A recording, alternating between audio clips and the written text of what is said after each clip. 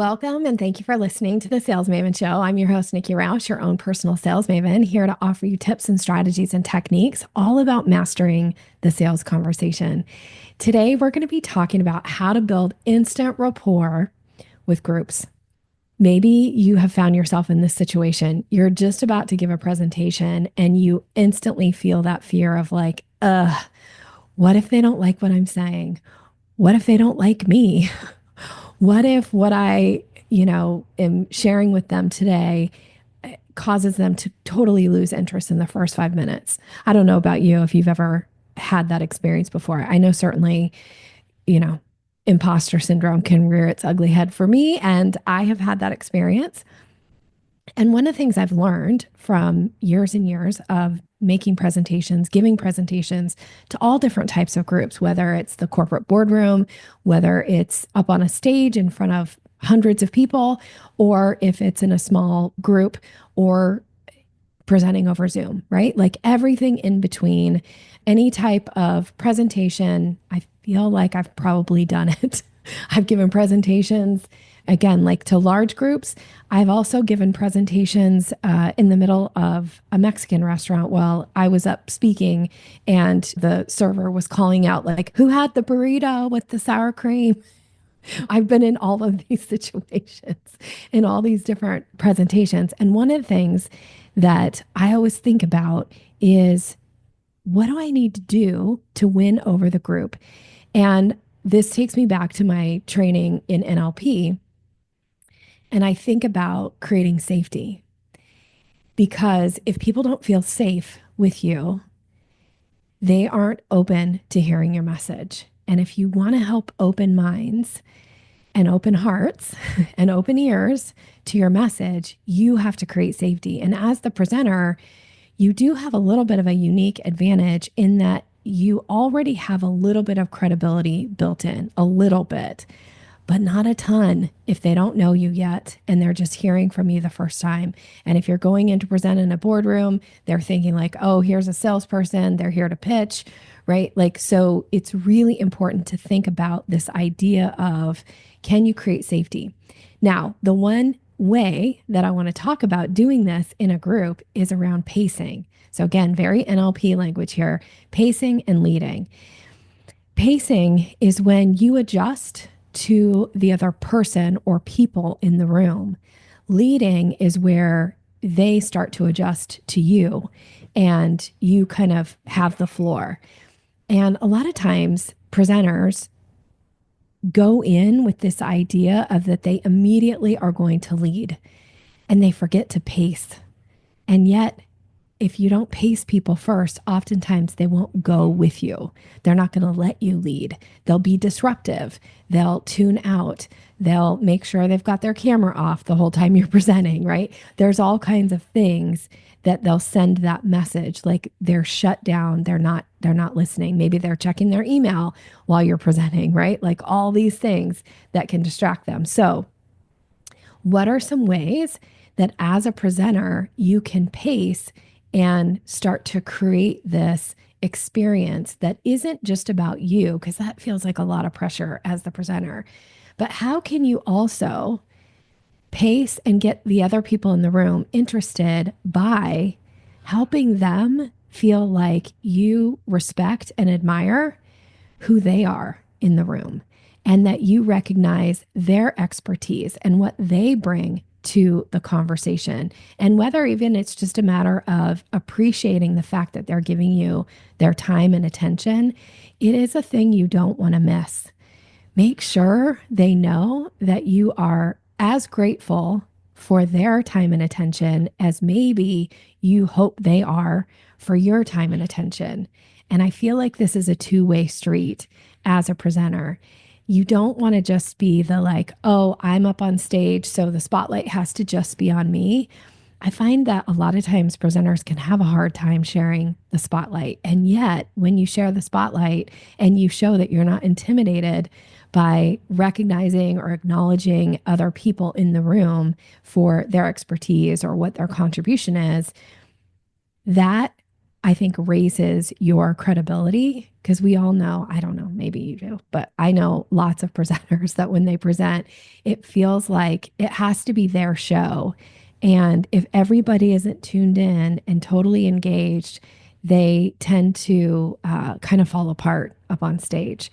So I don't want you to fall apart on stage. I want you to feel really confident. I want the group to be really excited about your message and what you're sharing.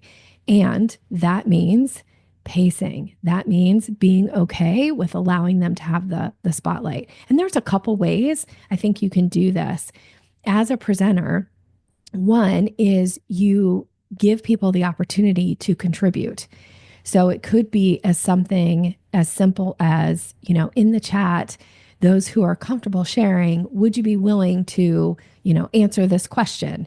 Just showing that level of respect. So not like, hey, put your answer in the chat, right? That's a command. But if you ask them to do it as a question and give them the option, people are much more likely to want to engage. The other thing about pacing is pacing the energy. So if you go into a room and it feels like the energy is a little low, you don't want to immediately try to go into like, well, everybody needs to stand up right now and, throw your hands in the air and dance around and like get your energy up. That's not pacing. That's immediately going in and leading. But if you go in and instead start with like, how's everybody feeling? What's the, like, where are you right now? Would it be helpful for any of you who would like to? Would you please stand? Like make requests instead of demands as the speaker. I think that shows a level of respect for the other person. I find it a huge turnoff when a speaker gets up in the front of the room and immediately starts making demands of me. And I think like, you gotta earn it a little bit. And as the presenter, I really think you should go into it thinking like it's your job to earn it. And then recognize when people do contribute in a positive way. Put the person who is speaking up or asking a question, always shine a positive light on them and recognize them for doing this. I think this is really crucial because it can be uncomfortable to be the person to ask a question. So you want to validate the fact that they spoke up, saying things like, that is such a thoughtful question. Thank you so much for bringing that into the room. And then you give the answer. That shows not just the person who is speaking up, but it gives everybody else in the room to go like, oh, this is how this presenter is going to respond. So maybe I feel safe now to speak up or ask my question. You want to share like and shine the light on somebody in that moment. Don't be afraid to do that. I always think about this. Here's the counter example. Years ago, I was attending a meeting and we had a speaker and she was, socializing before the event started, kind of, going around the room and socializing with people. And her and I got into a conversation. Now, she was a pretty high profile person. She was on, she was on TV every week, frankly. And she had a pretty high profile job in the local area. I would say, to go as far as saying she was a local celebrity. That's what people would say about her. She was a local celebrity. So we got into this conversation and she had asked me a question. And so I had shared with her local celebrity didn't necessarily, she worked for a sports team. I'm just going to be really candid about this. She worked for a sports team. And so we were talking about sporting events. And so she had asked me about me attending sporting events. And so I just shared with her that actually I did attend quite a few sporting events. It's just that I rooted for a different team. And that was because, my husband was a big fan and he had season tickets and so we got into this conversation about this idea of me attending these games and, her and her job. And I thought we had a nice conversation. And then she went up to speak in the room, and there was quite a few people in the room. And when she was up on stage, at some point, she called me out. She called me out in a negative way, like saying, well, not everybody here is a fan of our local team. For instance, Nikki. And then she said, the team that I support. And the room booed me.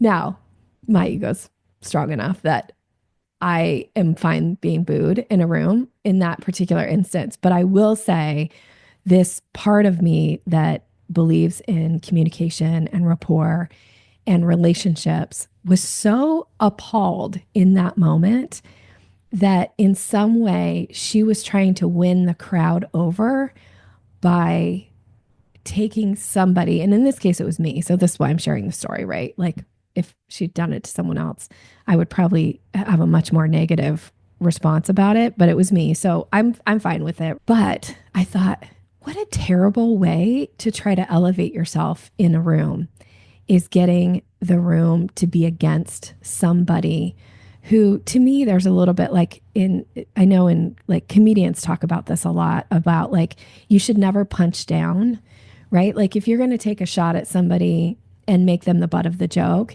it should be somebody who's elevated above you, not somebody who's in a position that is maybe less than. So like punching down. So I felt like in that moment, like as a presenter, she's punching down to somebody who's just sitting in the audience, like totally trying to be engaged and getting booed. And I was like, wow, what a counter example of this idea, because maybe I don't know who, like, I don't know if every single person in the room booed me, but I would suspect there was probably somebody in the room thinking like, oh my gosh, I hope she doesn't call me out next, right? Like there might've been people sitting there thinking that. I know if I hadn't been the person she called out, I would have been thinking that too, of like, I'm so sorry I even had a conversation with her because I hope she doesn't call me out. And that is that like break rapport, diminish safety, not just for the person that you're calling out in the room, but for everybody. And that is the thing you always want to avoid is how can you highlight people? How can you I call this pouring love. Like how can you pour love on people in the room? And it could be that as the presenter, you do get there early and you have conversations with people and you use those conversations in a way to highlight, in a way to shine a light on the group members, on an individual group member when appropriate. Like that creates safety. It also shows that as the presenter, you are creating this balance of power. You're not trying to be over people. You're not trying to like be like put yourself above others. I just don't think you ever want to do that in a group. And so to win over a group, there's a lot of ways that you can pace, you can lead, and you can do it in a really kind way that gets people like on board and wanting to participate. And when you call somebody out and shine a positive light on them in the room, whether it be that like, oh my gosh, I'm so glad you asked that question. Thank you so much, acknowledging them, asking a question, or whether it's like, that's a really great point that you just made. And I appreciate you bringing that into the room, even if it's something counter to what you're sharing, because that happens sometimes too, right? People have a counter example to something that you shared, but just acknowledging that you appreciate it, that you respect it, and that you'll treat it and them with respect gives everybody else that like, oh, maybe she'll do this same for me, or maybe I can get my voice heard here as well. And you don't always have to turn you don't have to turn the mic to the other person. Sometimes you can just do a shout out of like, hey, I spoke with Lucy before the meeting and, Lucy had shared that her business, she really focuses on XYZ. Like, how fantastic is it that there are people like Lucy in the world doing this kind of work, right? Like doing that kind of pouring love and acknowledging people in the room, I think elevates you. It in no way makes you less than or diminishes you as the speaker. So are you pacing and leading? And if you're worried about winning over a group, one of the things that you can do, well, let me give you a few things. Here's a simple like little checklist that I put together.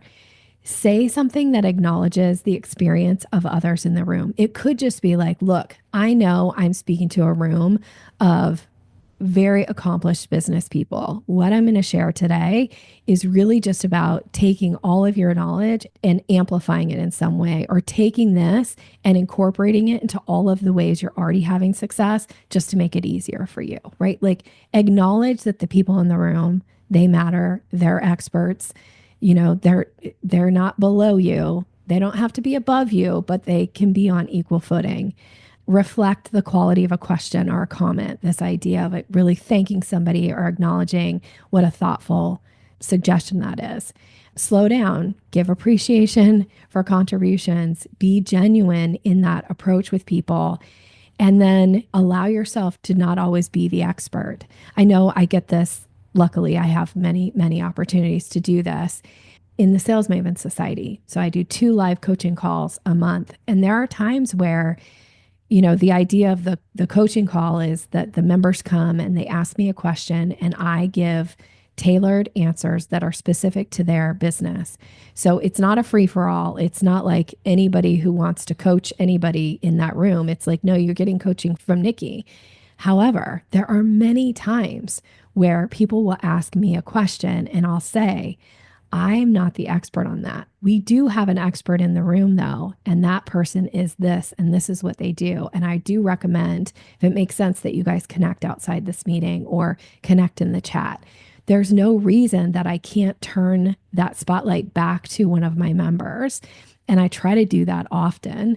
And I acknowledge the members that I know more about their business. Usually the people who work with me privately, I know a lot about their business. So I can call certain things out and give credit and acknowledgement.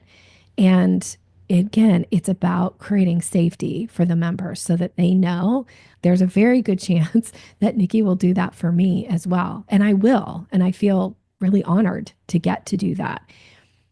And I think sometimes as speakers, we get so caught up in like, what are they thinking about me? And am I good enough? And we forget to do these things. But yet, this is the thing that will win over the group for you.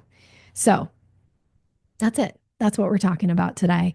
I'm so interested to hear from you as a speaker, as a presenter, as a trainer. What is your way to win over a group? Mine is about pacing and leading and really taking into account and appreciation the people that are in the room and acknowledging their contribution. What's yours? I want to hear.